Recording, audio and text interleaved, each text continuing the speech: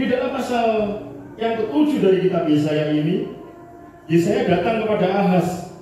Pada saat itu dia sedang mengalami ketakutan. Dia sedang mengalami satu masalah dalam kehidupannya. Ahaz, raja dari tunas dan keturunan Daud, dia mengalami masalah dalam hidupnya, ketakutan.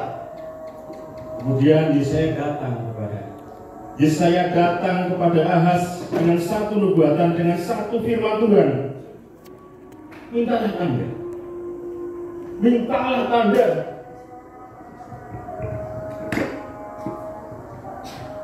Mintalah tanda kepada Allah. Bapak Ibu, pada zaman itu ketika orang meminta tanda kepada Tuhan, meminta tanda dari Tuhan, mereka beranggapan bahwa itu mencobai Tuhan.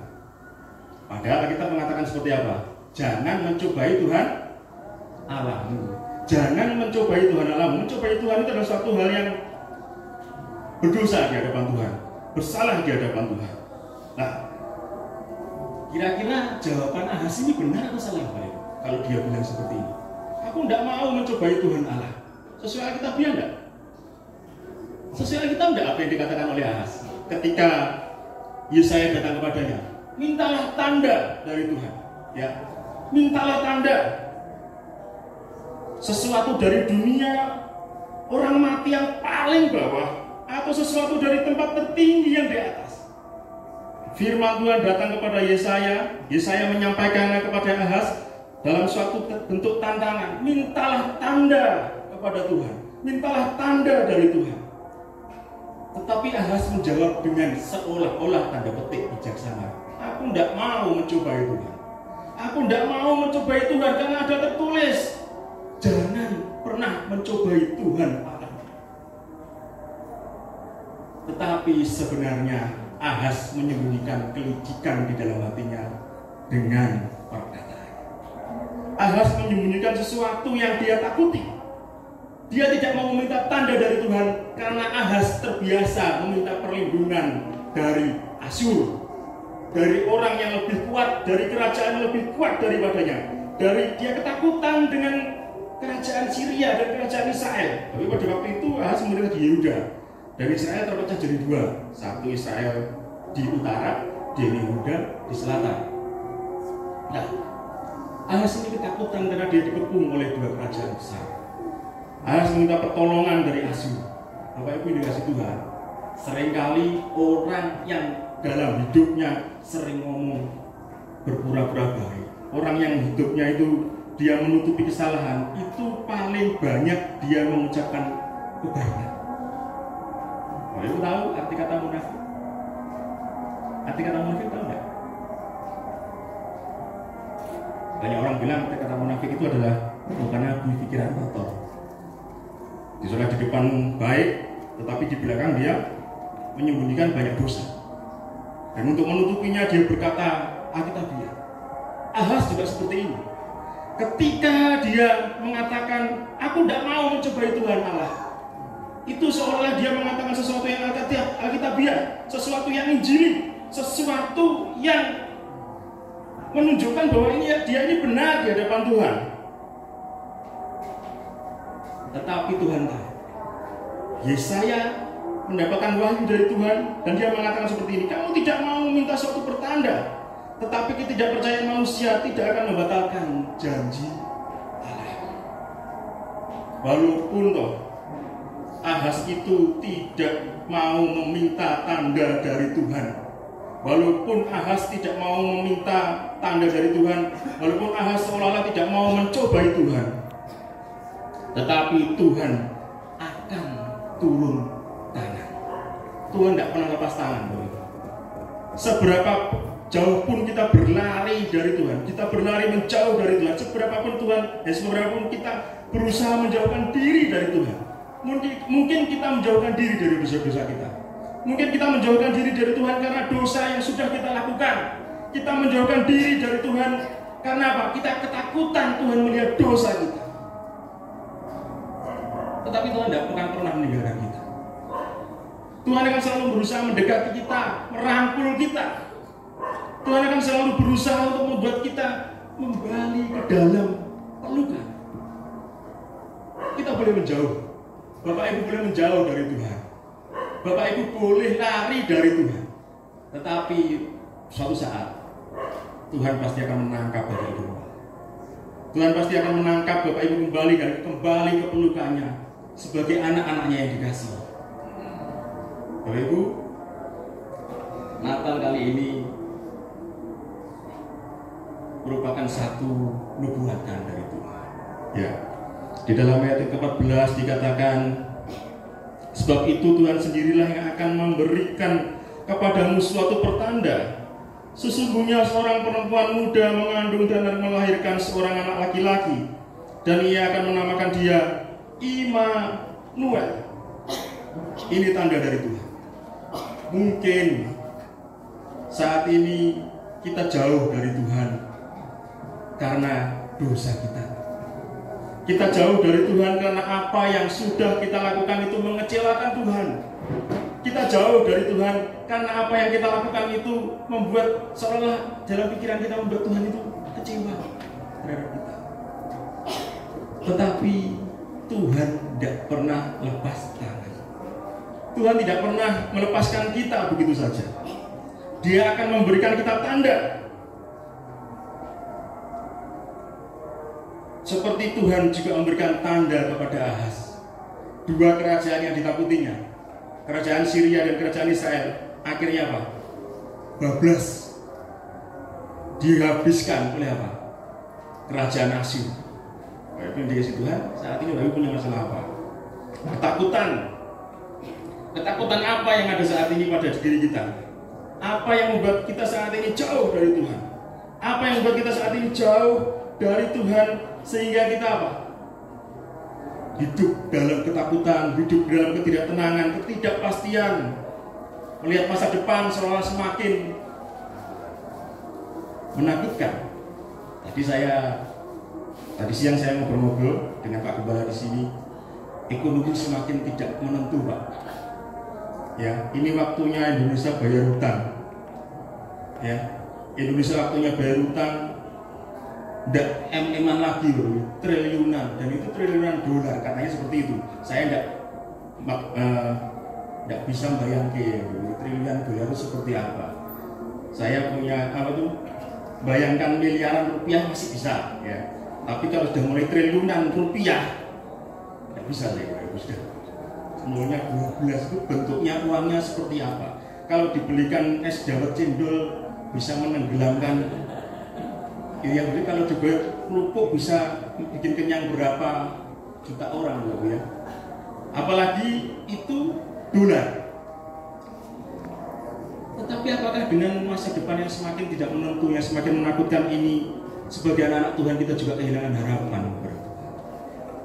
Apakah karena masa depan yang diprediksi oleh para pakar semakin gelap, 2025 ekonomi gelap, ekonomi menggelap, Indonesia dilanda resesi? Apakah hal itu akan membuat kita semakin juga jatuh dalam ketakutan? Apakah itu juga harus membuat kita takut menjalani hidup? Kemudian ada tawaran, wes, jangan jadi orang Kristen, hidupmu tidak menentu, pindah saja. Ikut apa? Ibu tak kasih harapan, wes, dikasih pengharapan. Wes, kamu nyekaro ke Gunung Kawi, pasti kaya raya. Saya orang Tuban, Bapak tahu Tuban? Ya, tadi Pak Gembala bilang Jember panas. Saya bilang lumayan daripada Tuban. Panasnya minta ampun, ya. Saya keringatan di sini tidak seberapa dibanding saya keringatan di rumah di Tuban. Nah, Tuban itu terkenal apa nih, Bapak? Pak? Tohak, iya benar. Nah, pernah minum tohak? Legen tohak ya. Satu lagi yang terkenal. Biasanya orang Tionghoa sering ke sana, orang Buddha, orang Konghucu. Apa? Kelenteng Tuan Simibyo. Kata-katanya sih terbesar se Asia Tenggara. Beberapa tahun yang lalu, patung Tuan Kong setinggi 30 meter jatuh, rubuh. Padahal habis berapa miliar itu? Puluhan miliar rubuh. Nah, banyak orang Indonesia, bahkan orang luar itu datang ke sana. Sembayang ke Dewa Kuankongnya itu apa? Cari apa? Cari kekayaan, cari jodoh, Ada yang cari jodoh, cari kekayaan, yang kebanyakan mayoritas cari kekayaan. Bapak Ibu, ikut Tuhan atau ikut Tuhan plus-plus? Nah, orang Kristen pasti ikut Tuhan. Percaya ya, Bapak Ibu? Siapa yang di sini yang nggak percaya Yesus sebagai Tuhan dan Juru Selamat? Angkat tangan. Semua percaya Yesus sebagai Tuhan dan Juru Selamat? Amin. Yesus satu-satunya Tuhan, Juru Selamat. Percaya Yesus akan memberikan pertolongan?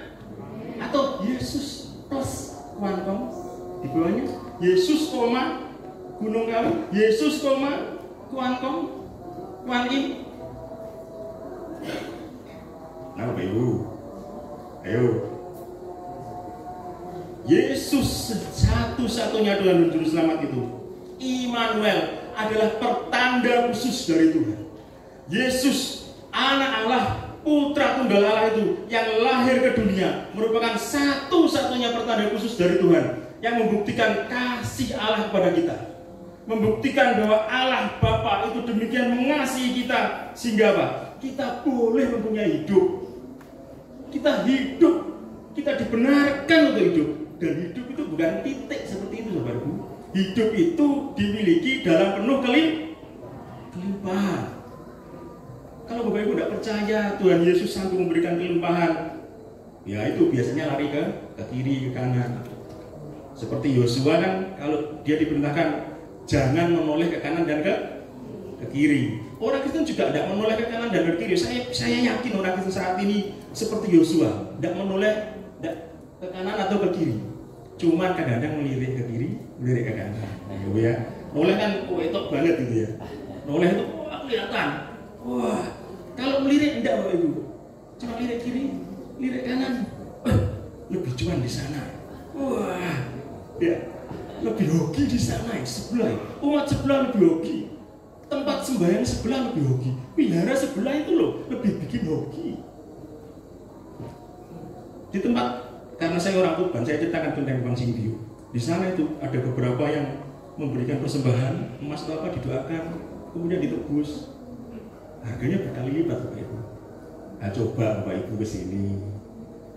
Ada yang pernah memberikan, Pak Gem, ini perhiasan saya berikan untuk Tuhan. Pernah, Pak? Nah, terkadang orang Kristen itu kalah militan dibanding orang sebelah. Ya, orang Kristen itu hitung-hitungannya lebih teliti dibanding orang sebelah. Kalau saya ngasih ini kira-kira kembalinya berapa ya? Ya, kalau saya ngasih ini kira-kira Tuhan memberikan saya berapa? Bapak Ibu, kita memberikan ke Tuhan, bukan kita mengharap balasan. Tetapi kita memberikan kepada Tuhan, memberikan apa yang kita punya itu karena Tuhan sudah lebih dulu memberikan hidupnya kepada kita. Bapak Ibu juga dapat apa tuh? Ikut Tuhan. Saya tidak ngomong uang harta. Bapak Ibu, kenapa alasan utama percaya Yesus? Yesus ganteng. Ya, kalau yang memerankan Ju, Kavi, Excel, ya ganteng Bapak Ibu ya. Coba kalau yang memerankan orang lain, ya ganteng enggak? Karena Yesus itu keren. Waduh, saya pernah baca buku Yesus Berblue Jean. Bayangkan Bapak Ibu, Yesus pakai jean. Saya tidak punya celana jeans, saya tidak suka ketat gitu ya. Coba bayangkan Yesus pakai celana jean. Bayangkan Bapak Ibu, ya. Kira-kira keren tidak Bapak Ibu? Wah, keren. Apa kita ikut Yesus karena Yesus keren? Yesus keren? Nah, ya. Apakah karena Yesus memberi mukjizat 5 roti, 2 ikan, sisa 12 bakul? Wah, kalau begitu saya ikut Yesus, cuannya banyak, hokinya banyak, untungnya banyak. Apakah itu yang jadi alasan Bapak Ibu ikut Yesus?